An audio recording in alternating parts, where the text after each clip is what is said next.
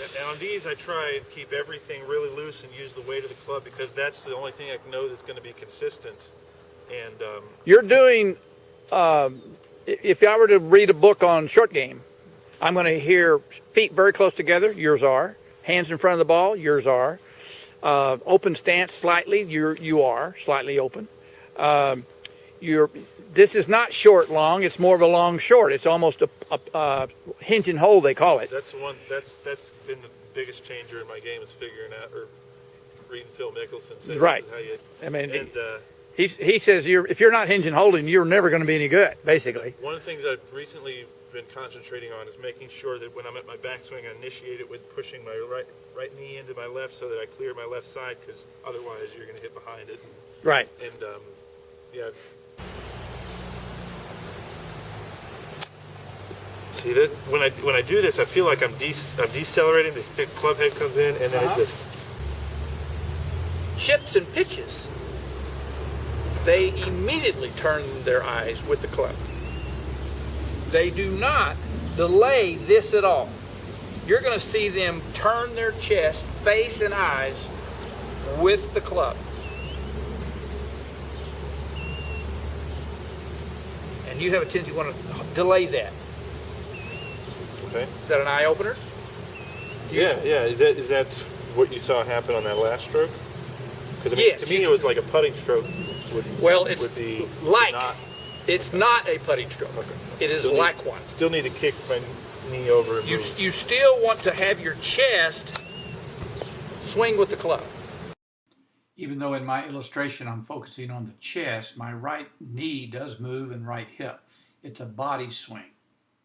And so to answer your question, yes, you still want your right knee and your lower body to swing with the chest. So I don't want your attention on that. What I want your attention on is your eyes.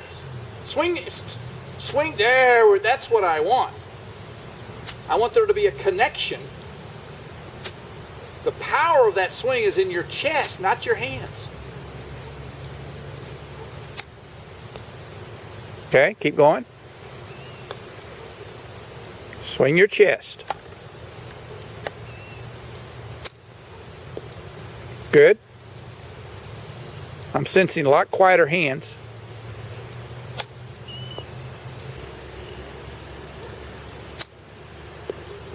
You are correct in that I'm going to make sure my right leg goes, and that's going to still be there. You've already trained that right leg. You don't need to tell your right leg to do that anymore. It's going to do it. But we need to start training your chest to move, your chin to move. Maybe it's the chin.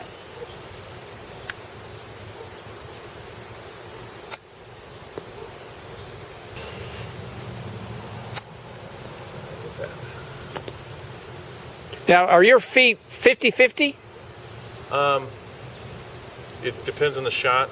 Right, these are 50-50. If I want to get it down more, maybe bite more, I'll lean left a little bit. So there's some chips you're 50-50, some chips more left. Yes. I would suggest that you would never be 50-50. Okay. What you want the low point of your swing arc to be in front of that golf ball.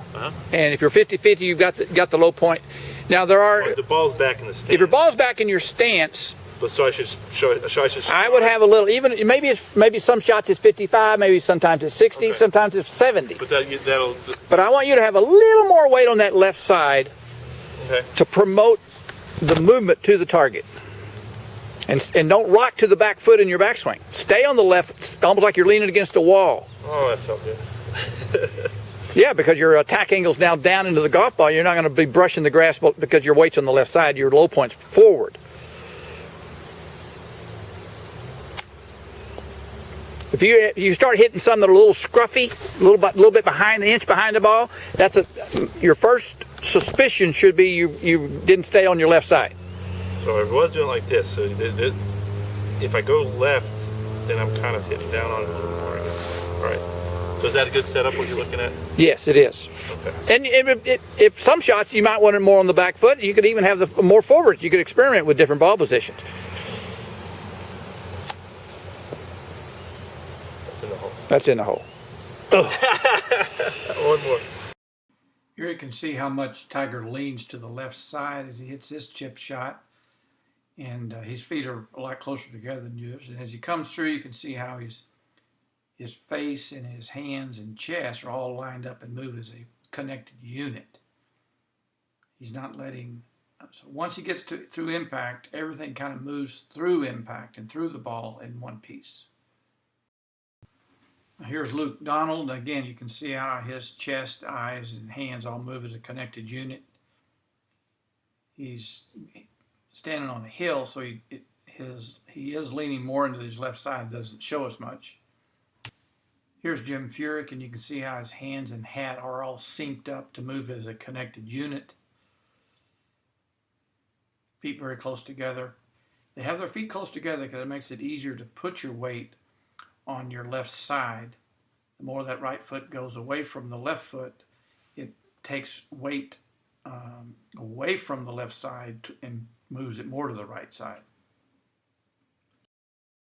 This was one of your rehearsal swings before you hit the chip shot, and you seemed very comfortable with your feet that close together, but you never use that stance for any of your shots. So you might start experimenting with actually getting your feet this close together.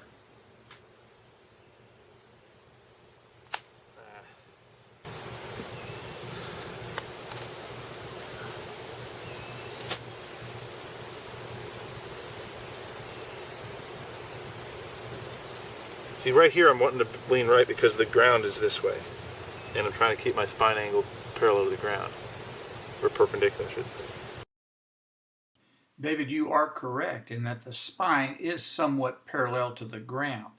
So the upper body does set up that way. But it's the difference, though, is in what the lower body's doing.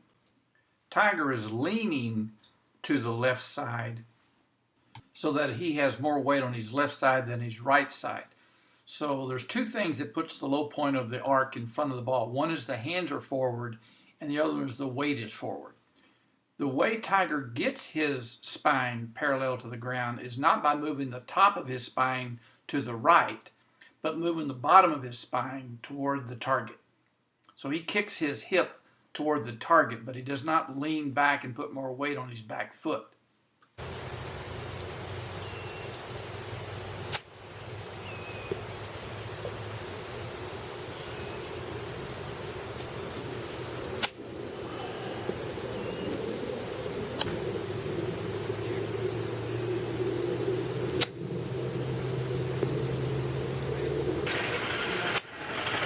That's where I wanted it, but that grabbed a lot more grass. I think I hit it kind of fat. Now, instead of practicing a method that you already are comfortable with and do, I want to start practicing one that's the new one. Okay. I want there to be an earlier chest swing, an earlier turn of the face to the ball. You mean I'm seeing the arms go past your sternum, and then the sternum follows. Okay. I want the sternum to lead. David, on the left was your comfortable swing where you held your face up to the ground through impact, and you don't think too much about the chest swing. And let's look at that first. And so as you come through, your focus is still pretty much right here. Your hands have gone past your eyes, still that way. So your hands are way past your left hip while you're still looking at the ground. And what that does, you talk about trying to move your right knee in and your hip into the shot. That's a great image, and it's certainly something you should do. But because of your head position not pivoting with the swing, it retards the lower body's turn.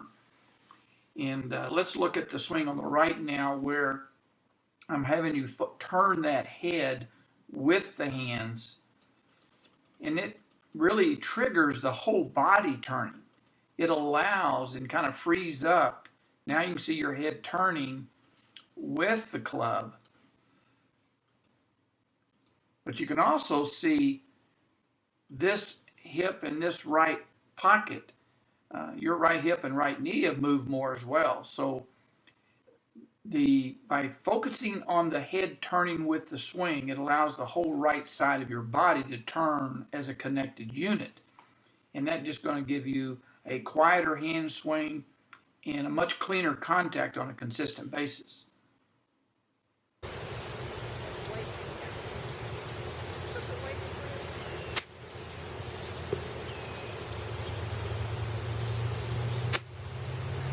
You're going to find yourself saying, both of those are the two best ones. well, it's simpler. There's fewer moving parts that have to be sequenced and timed. You can do that. It's like shooting free throws now. You can do that all day long. Those three were. All right, next. This is the one you didn't have, and you're going to master it. Those last four were the closest four. This is keeping it. All right. Now, I don't know what you're feeling. I could write a sentence, It's, but I feel like I'm moving a lot less, like I've got a lot less movement in variations of what's going on, but all I'm doing is turning up and looking up, and the ball's following me. yeah, you're creating the same laws of physics. The mass and the club speed is being repetitive. That was better.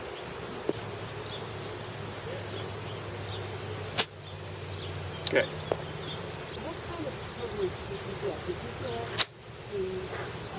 Stuff good, but Yeah.